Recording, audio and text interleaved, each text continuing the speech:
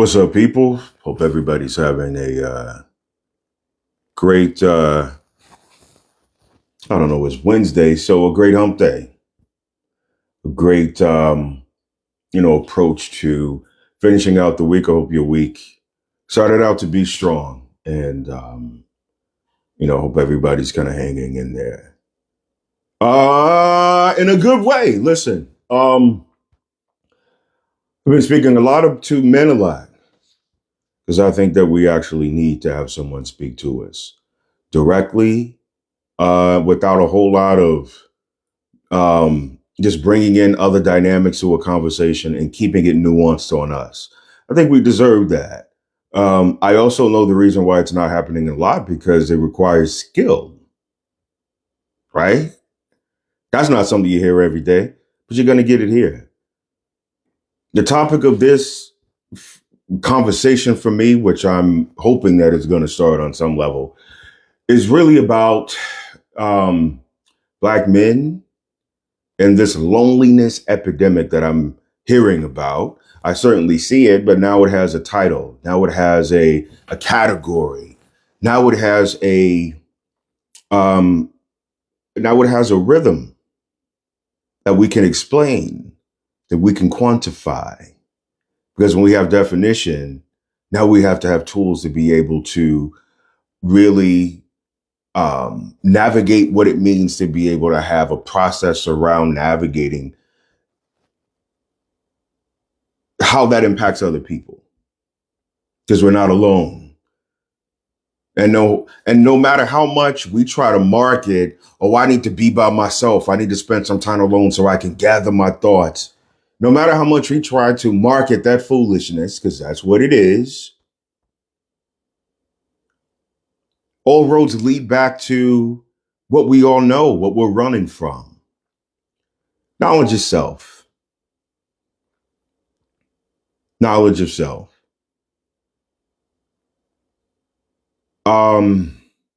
What is the loneliness epidemic that a lot of men are feeling today?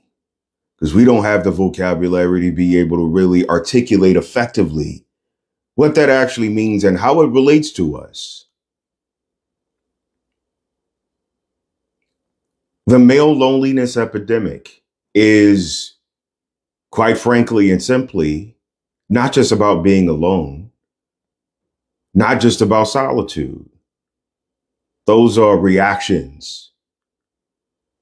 But the reason why that even exists is because everyone who has been around us for all of these years have not provided, nor have we extended, a meaningful engagement with the people in our circles, with the people that we're in community with. We are in company, but still lonely. We have a family, but still lonely. We still feel unseen and unheard. We still feel as if we can't be safe around people because who we really are will not be accepted, nor will it be tolerated, nor will it be honored. We don't feel as if our selves, the way that we are and the way that we want to be, we can't be around people unless we are performing for them. That is what this loneliness epidemic is really all about. And the reason why it has a terminology now is because there are tools, there's language, there are possibilities to really unpack what it means. See, too often we have been, as men, we've been doing the study, orchestrating the study, funding the study, but not really internalizing the study, which means that we're starting to do studies on ourselves and we're really starting to get to the root of, as we start to gain curiosity about the world and how we got here, we are responsible for that. We've been responsible for it. And in order to mitigate the chaos, we got to do the self-study. That's how we got here. And what I don't understand is, why is there not enough conversation around it? unless that's intentional, which brings me to my point. In order for there to be an intentionality around wanting to be alone, wanting to separate yourself from people, wanting to separate yourself from responsibility, again, that's a choice. Yes, we understand how we got here. It's about not feeling safe. So when I start to think about what does it mean in order for us to feel safe, and why are we running from that? It has to be modeled. It has to be demonstrated. It has to exist in order for somebody to say, wow, okay, I could do that too. It's not that you didn't know that you couldn't. It's that you saw an instance where if someone were to demonstrate something to resonate with you, now you feel comfortable modeling that. We have to create instances where modeling behavior is more courageous and it's not something that is performative. I think this is the reason why a lot of men secretly like gay men. I do. I think this is the reason why a lot of these brothers are not just liking gay men, but secretly lusting after them. It is because that gay men possess an ability to perform and be authentic and be courageous. And these brothers just don't feel like they could do that.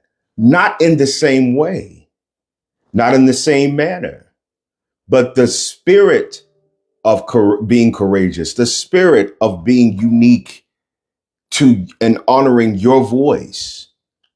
That component, a lot of brothers actually admire. They just don't know how to say it. They don't feel courageous. Again, the lacking. They don't feel courageous enough to say that.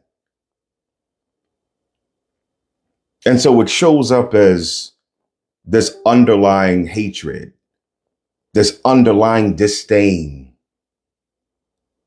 That's what we're dealing with. And we're dealing with that at such a, I don't like to use the word toxic. We deal with that at such a toxic way as brothers is because, again, the only way that we know how to show behavior in a way that is acting out is volatile. We don't deal with it any other way, but it's time that we start to learn. The loneliness epidemic that I'm talking about, when I say that we feel alone because we don't have any real friends, a homeboy is not your friend. Somebody that you go drinking with every now and then is not your friend. When you show up to the barbershop and y'all talking smack all day and talking about the game, those are not your friends.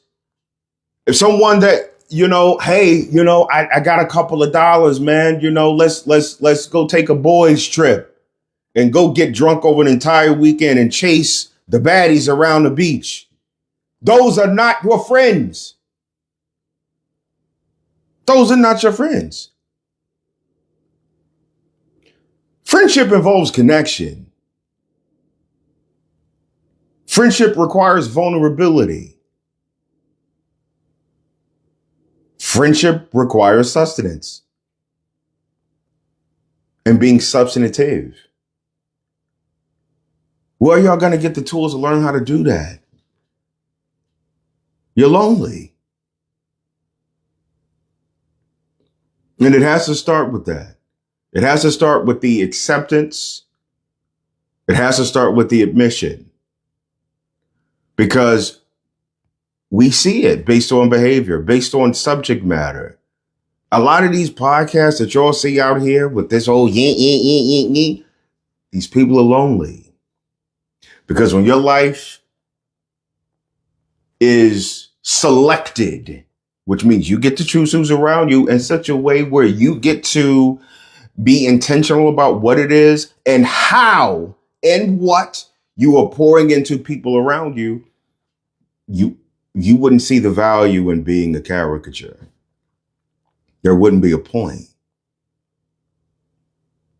And the little social media money they're going to throw at you, some people, I would just say some people can be bought for cheap. But all of this gray that I've earned, I could never do that. The older I get, I don't get cheaper. You know. So I say this in closing to all the brothers out there who is, familiar with and who have really an absence of really engaging relationships, and you may be going through a loneliness epidemic of your own. When you have friends, family, the circle that surrounds you, you have to pour into them. And if you don't feel safe doing that, think about how you got there. These are not relationships that are forced upon you. These are people that you choose. And if it gets to a point where you don't feel safe around the people that you choose, do you think it's them? Or do you think it's your internal guidance compass that led you there? Because that's not about them. It's time that we start to get to the bottom of those conversations. Because the people who help you get there and help you navigate it, not the people who are going to be responsible for it, but the people who help you navigate and get to that place, whether it's through a conversation, whether it's through they may be mirroring behavior back to you that help you identify what it is. That's your path. Your goal is to get to a place where this lonely epidemic doesn't really pull you in such a way where you become a detriment to society, because that's what we're seeing. Otherwise, the guy that the seat and the whole structure right now would never look that way if it wasn't for y'all. You're responsible. You got a problem to fix. That's on you. I'm not here to tell you how to do it for free, but it certainly needs to be done. Y'all take care of yourself. Have a good day.